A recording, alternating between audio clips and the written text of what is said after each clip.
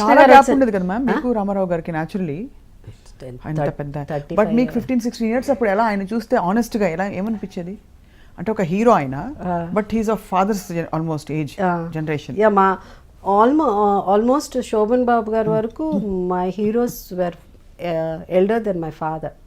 మా నాన్నగారి కంటే పెద్దవారు. How was it awkward? అంటే ఎస్పెషల్లీ క్లోజ్ సీన్స్ ఉంటాయి, నడుమి చేసే సీన్స్ ఉంటాయి. అది అంటే అడవి రాముడు వరకు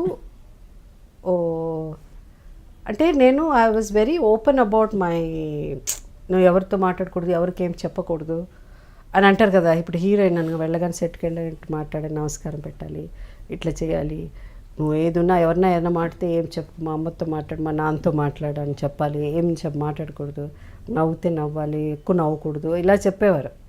ఇప్పుడు నాకు మా ఇంట్లో కూడా ఇన్స్ట్రక్షన్స్ ఉన్నాయి, మాట్లాడకూడదు అది అని. కానీ నేను మాట్లాడకుండా ఉండలేను. ఉన్నది చెప్పకపోతే I cannot, I have to communicate. So they have to convince me. If they don't convince me I can never act. I can not be, I always want to be a normal person లాగా. ఎందుకు వీళ్ళంతా సెట్లో ఇలా ఉన్నారు, ఎందుకు వీళ్ళు ఇట్లా మాట్లాడతారు, వాడిని ఎందుకు అంత తక్కువగా చూస్తున్నారు, వీళ్ళకి ఎందుకు చికెన్ తీసుకొస్తున్నారు, వాళ్ళకి ఎందుకు ఒక ఇడ్లీ పెడుతున్నారు, ఇలా టూ మెనీ క్వశ్చన్స్ ఉండే చిన్నప్పటి నుంచే అది. But I was very vocal about it. అందుకని అడిగేసేదాన్ని, ఇది ఎందుకు ఇట్లా మమ్మల్ని ఎందుకు తక్కువగా చూస్తున్నారు, వాళ్ళని ఎందుకు ఇట్లా అంత చిన్నప్పటి నుంచి అది ఉండేది. అది సో ఇంటిమేట్ సీన్స్ అప్పుడు ఏమయ్యేదంటే బిగినింగ్ కొంచెం ఫస్ట్ టైము డైలాగ్ ఒకటి చెప్పమన్నారు. ఎందుకో తెలుసా రాత్రి అంతా నువ్వే నా కల్లో వచ్చావు అని నేను చెప్పాలి. ఒకటే నవ్వు వచ్చేసేది నాకు. అసలు ఎట్లా చెప్పేది ఈ డైలాగ్ అని. ఓన్లీ 15, ఒక పక్కన ఇమ్రాన్ ఖాన్, ఒక పక్కన ఎవరో 15 ఎవరో అతను. దీని how can I say that? నువ్వు చెప్పాలి, నువ్వు మామూలుగా చెప్తున్నావు అట్ట కాదు జయసుధా, కొంచెం అది రావాలి, ఏంటి లవ్ రావాలి అని చెప్పేవాడు. లవ్ రావాలమ్మాయి, షుడ్ ఫీల్ షై, సిగ్గు అన్నదే అసలు ఎట్లా అని ఎక్స్ప్రెషనే తెలిసేది కాదు నాకు. సిగ్గుపడాలి ఎప్పుడు ఇలా అని నువ్వు చెప్పలే రాత్రంతా నువ్వే కల్లా వచ్చావు తెలుసా అని నువ్వు అట్ట చెప్పేదాన్ని. నేను అట్లా అంతా చెప్పకూడదు, సిగ్గుతో తల ఇలా అని కొంచెం కళ్ళు ఇలా పైన పెట్టి అలా చెప్పాలంటే నాకు ఒకటే నవ్వు వచ్చేది.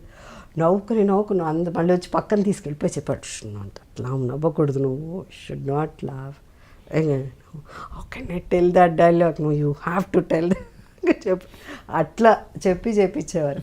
సో ఆ ఏజ్ డిఫరెన్స్ అన్నది అనిపించింది. It's because of that maturity, అది లేక ఇంకా చిన్నపిల్లలతనం కాబట్టి అట్లా అనిపించేది. ఇప్పుడు కూడా your so much like a child in your heart. అవును, అంటే మీరు మీ గురించి మీరు ఇంత నవ్వుకుంటున్నారు ఇందా నుంచి.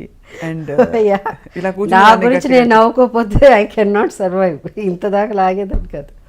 I have somewhere, life is so this, you just have to move on. You cannot ఏం జరిగింది ఏంటి అని ఉన్నది మనసులో ఉన్నది మనం చెప్పేసేయాలి. ఆ లోపల దాచుకుని బయట లైఫ్లో యాక్ట్ చేయాలంటే నా వల్ల కాదు అస్సలు. యా, సో అక్కడి నుంచి ఇప్పుడు అయితే ప్రకాష్ రాజు గారు, sorry, coming to Prakash, the chemistry, నేను అదే అంటాను, అందరితో బాగా మాట్లాడి నవ్వుకుని మేము చాలా హాయ్ ప్రకాష్, బాయ్ ప్రకాష్, మధ్యలో ఏదన్నా ఉంటే ఒక 2-3 minutes మాట్లాడుకుంటాం. అంతకంటే అసలు ఎప్పుడు మేము చాలా తక్కువ మాట్లాడుకోవడం.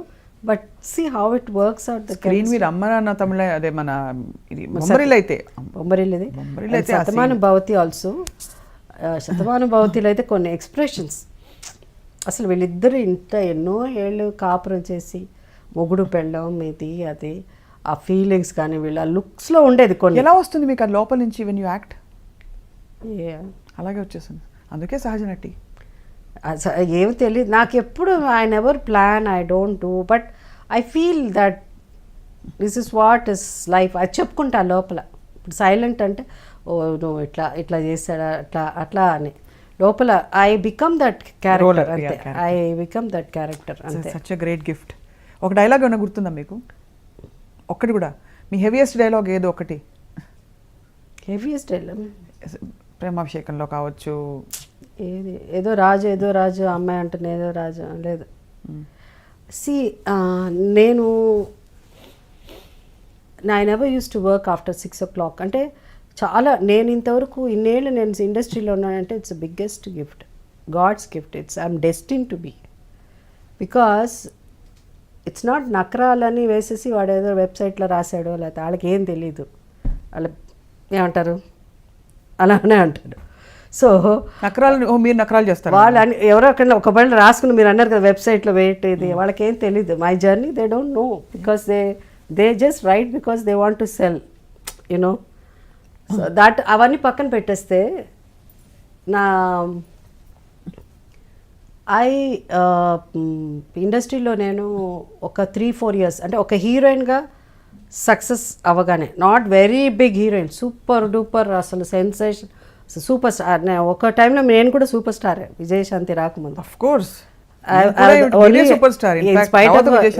ఇన్స్పైట్ ఆఫ్ శ్రీదేవి జయప్రద ఉన్నప్పుడు కూడా మన సితారా మ్యాగజైన్ వాళ్ళు ఇది పెట్టినప్పుడు 3 సార్లు నేనే సూపర్ స్టార్ అయ్యాను because of the best movies అప్పుడు. సో తెలుగు ప్రేక్షకులు వాళ్ళు ఎప్పుడు ఫ్యాన్స్ ఒక గ్లామరు ఒక అందమే కాదు, నటన అన్నది ఇంపార్టెన్స్ అన్నది ఎంత ఇంపార్టెంట్ అన్నది అప్పుడు నన్ను సూపర్ స్టార్గా ఎన్నుకోవడంలో ప్రూవ్ చేశారు. అవును.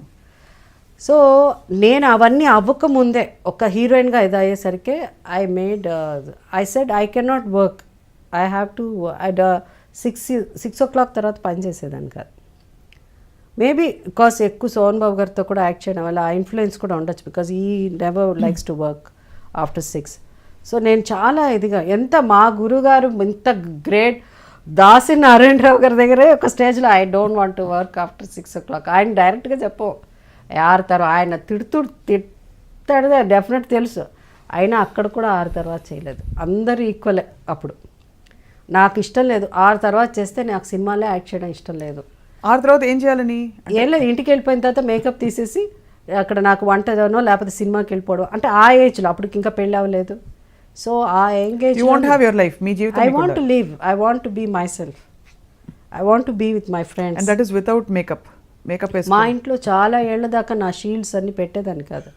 ఇంటికి వస్తే సినిమా ఇదిగా అదేంటిది అన్న అంటే మామూలుగా ఉండాలని, బికాజ్ ఎవ్రీ టైం ఇవన్నీసరికి ఏదో సమ్ కైండ్ ఆఫ్ తెలియని ఒక టెన్షన్, ప్రెషర్ వస్తుంది. సో అట్లా నేను ఉండేదన్నమాట. సో 6 o'clock అన్నది మానేశాను.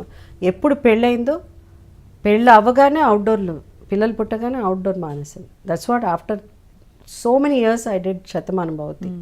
సో ఇదన్నీ నకరాలు కాదు. This is what I want to live. I want to lead a normal life. I want to go to mall, I want to go to beauty parlour.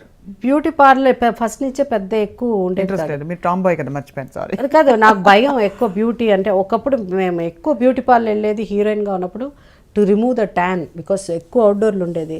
దాని తర్వాత నాకు కర్లీ హెయిర్ ఉండేది. Straightening creams వచ్చిన తర్వాత 70sలోనే straightening, మన వాళ్ళు ఇప్పుడు అనుకుంటారు ఏదో స్ట్రైట్నింగ్ క్రీమ్, 70sలోనే అంటే ఎర్లీ 80sలోనే స్ట్రైట్నింగ్ క్రీమ్స్ వచ్చింది, హెయిర్ స్ట్రైట్నింగ్ ఇలాంటివి ఉండేది. కానీ పెద్ద పెద్ద ఫేషియల్స్ కానీ అవి అన్నది ఎప్పుడు అది. కానీ ఇప్పుడు కూడా I don't want to go through under a knife or laser or anything. I just want to age gracefully అంతే.